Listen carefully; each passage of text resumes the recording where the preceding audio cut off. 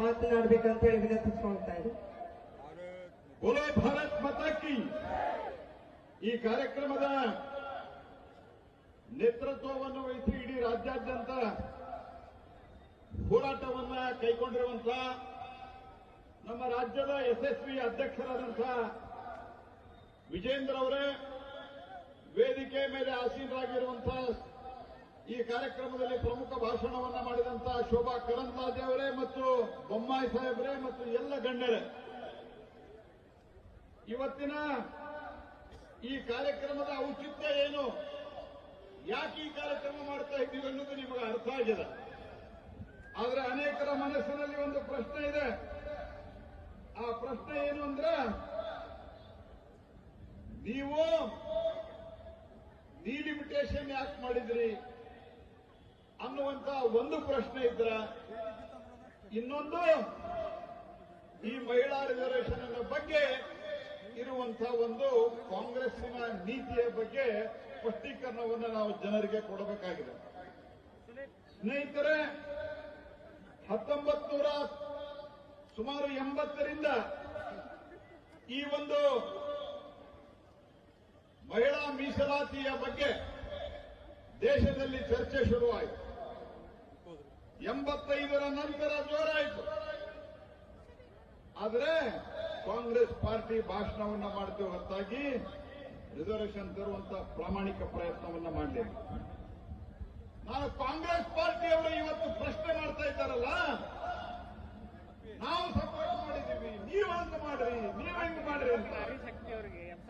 1996 ದೇವೇಗೌಡರು ಈ ದೇಶದ ಪ್ರಧಾನಮಂತ್ರಿಯಾಗಿದ್ದರು.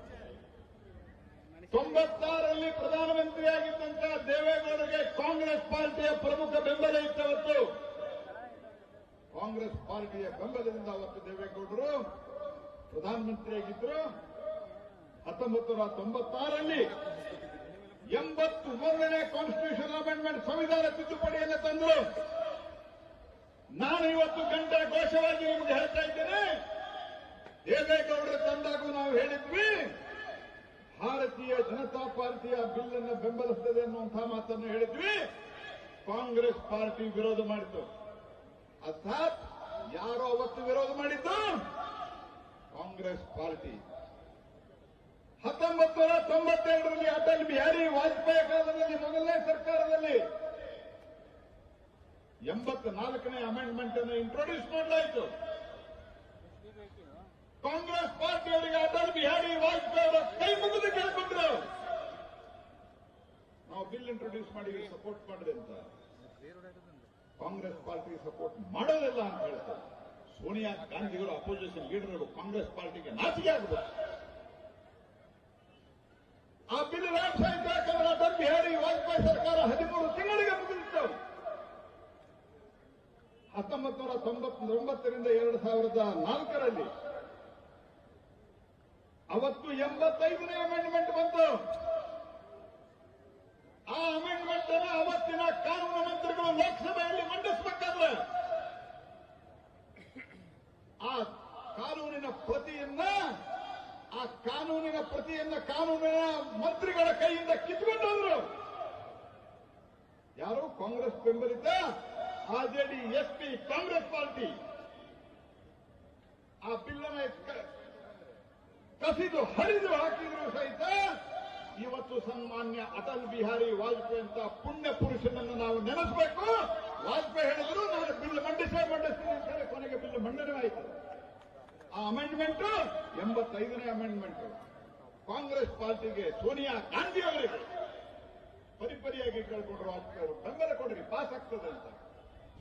ಕಾಂಗ್ರೆಸ್ ಪಾರ್ಟಿ ಮನಸ್ಸು ಮಾಡಲಿಲ್ಲ.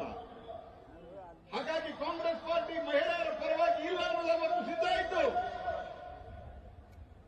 ಆನಂತರ 2009ನೇ ಇಸ್ವಿಯಲ್ಲಿ ಚುನಾವಣೆ ಬರಕ್ಕಿಂತ ಮೊದಲು ಮೊದಲು ಲೋಕಸಭೆಯಲ್ಲಿ ತರಬೇಕಾಗಿತ್ತು, ರಾಜ್ಯಸಭೆಯಲ್ಲಿ ತಂದರು. ಬಿಲ್ ಮಂಡನೆ ಮಾಡಿದ್ರು. ಅವರು ಅಂದುಕೊಂಡಿದ್ರು ಬಿಜೆಪಿ ಬೆಂಬಲಿಸುವುದಿಲ್ಲ ಅಂತ. ಆದ್ರೆ ಅವತ್ತೂ ಸಹಿತ ಸನ್ಮಾನ್ಯ ಅದ್ವಾನಿ ಅವರು, ಸುಷ್ಮಾ ಸ್ವರಾಜ್ ಅವರು ಹೇಳಿದ್ರು ನಾವು ಬೆಂಬಲಿಸ್ತೀವಿ ಅಂತ ಹೇಳಿ ರಾಜ್ಯಸಭೆಯಲ್ಲಿ ಬಿಲ್ ಅನ್ನು ಪಾಸ್ ಮಾಡಿದಂತ 108ನೇ ಕಾನ್ಸ್ಟಿಟ್ಯೂಷನ್ ಅಮೆಂಡ್ಮೆಂಟ್ ಅನ್ನು ರಾಜ್ಯಸಭೆಯಲ್ಲಿ ಪಾಸ್ ಪಾರ್ಟಿ ಕಾಂಗ್ರೆಸ್ ಸರ್ಕಾರಕ್ಕೆ ಬೆಂಬಲವನ್ನು ಕೊಟ್ಟಿತ್ತು. ಆನಂತರ ನಾವು ಹೇಳಿದ್ವಿ, ನಾವು ಬಿಪ್ಪಿದ್ದೆ ಅವಾಗ. ನಾನು ಲೋಕಸಭೆ ಒಳಗಿದ್ದೆ. ಅವಾಗ ಸುಷ್ಮಾ ಸ್ವರಾಜ್ ಅವರು ಹೇಳಿದ್ರು, ಸೋನಿಯಾ ಗಾಂಧಿ ಅವರಿಗೆ ಆ ಬಿಲ್ ಅನ್ನು ಲೋಕಸಭೆಯೊಳಗೆ ತಗೊಂಡ್ರಿ, ನಾವು ಬೆಂಬಲಿಸ್ತೀವಿ, 33% ರಿಸರ್ವೇಶನ್ ಮಹಿಳೆಯರಿಗೆ ಜಾರಿ ತರೋಣ ಅಂತಂದ್ರೆ ಲೋಕಸಭೆಯೊಳಗೆ ತರಲೇ ಇಲ್ರಿ ಇವರು. ನೀವು ನಮಗೆ ಹೇಳ್ತೀರಿ, ನಾವು ನಿಮ್ಮಂತ ಸುಳ್ಳುಕೋರರು, ದಗಾಕೋರರು, ಮಹಿಳೆಯರ ವಿರುದ್ಧ ಇರೋರು ಯಾರೂ ಇಲ್ಲ.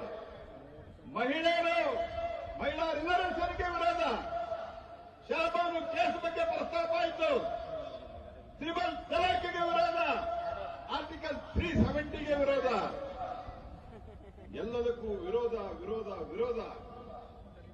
ಮೋದಿಯವರನ್ನ ವಿರೋಧ ಮಾಡ್ತಾ ಮಾಡ್ತಾ ದೇಶವನ್ನೇ ವಿರೋಧ ಮಾಡ್ತಾರೆ. ದೇಶಕ್ಕೆ ವಿರೋಧ ಮಾಡುವಂತಹ ಒಂದು ಮಾನಸಿಕತೆಗೆ ಕಾಂಗ್ರೆಸ್ ಪಾರ್ಟಿ ನಿಂತಿದೆ.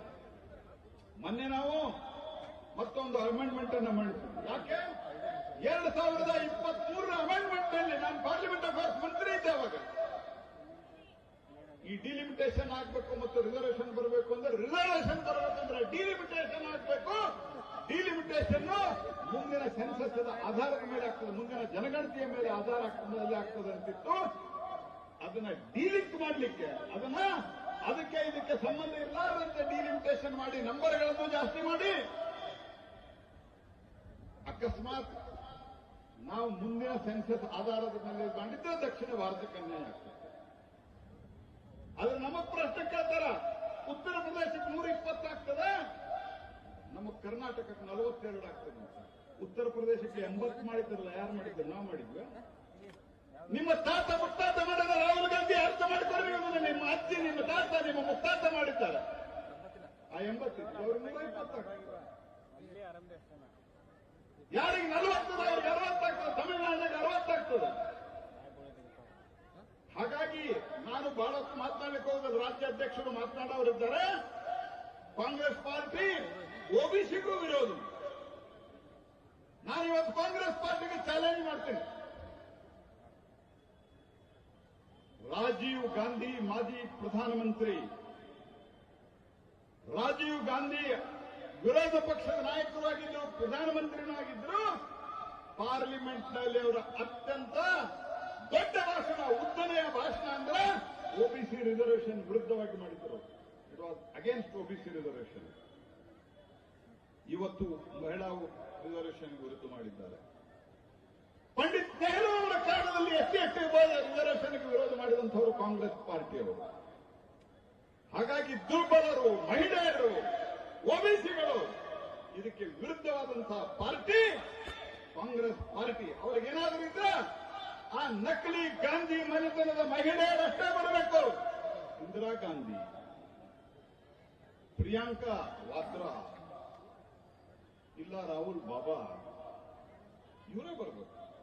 ಹಾಗಾಗಿ ಒಂದು ರೀತಿಯಲ್ಲಿ ಮಹಿಳೆಯರಿಗೆ, ಓಬಿಸಿಗಳಿಗೆ, ಎಸ್ಸಿ ಎಸ್ಟಿಗಳಿಗೆ, ವೀಕರ್ ಸೆಕ್ಷನ್ಗಳಿಗೆ ವಿರುದ್ಧ ಮಾಡಿದಂತಹ ಕಾಂಗ್ರೆಸ್ ಪಾರ್ಟಿಯನ್ನ ಕಸದ ಬುಟ್ಟಿಯಲ್ಲಿ ಹಾಕಬೇಕು. ಅಲ್ಲಿಯವರೆಗೆ ನಮ್ಮ ಅಭಿಯಾನ ಮುಂದುವರಿತದೆ. ಮಹಿಳೆಯರಿಗೆ ನ್ಯಾಯ ಕೊಡಿಸುವವರೆಗೆ ನಮ್ಮ ಅಭಿಯಾನ ಮುಂದುವರಿತದೆ ಅಂತ ಹೇಳ್ತಾ ಈ ಕಾರ್ಯಕ್ರಮವನ್ನ ಇಲ್ಲಿ ಮಾಡಲಿಕ್ಕೆ ಸನ್ಮಾನ್ಯ ರಾಜ್ಯದ ಅಧ್ಯಕ್ಷರು ನಮ್ಮ ಹುಬ್ಬಳ್ಳಿಯನ್ನು ಆಯ್ಕೆ ಮಾಡಿಕೊಂಡು ಅವರು ನೇತೃತ್ವವನ್ನ ಅವರು ಮತ್ತು ಶೋಭಾ ಅವರು, ನಮ್ಮ ಮಂಜುಳಾ ಅವರು ಕೊಟ್ಟಿದ್ದಾರೆ. ಅವರೆಲ್ಲರಿಗೂ ಧನ್ಯವಾದ ಹೇಳ್ತಾ ತಮ್ಮೆಲ್ಲರಿಗೂ ನಮಸ್ಕಾರ.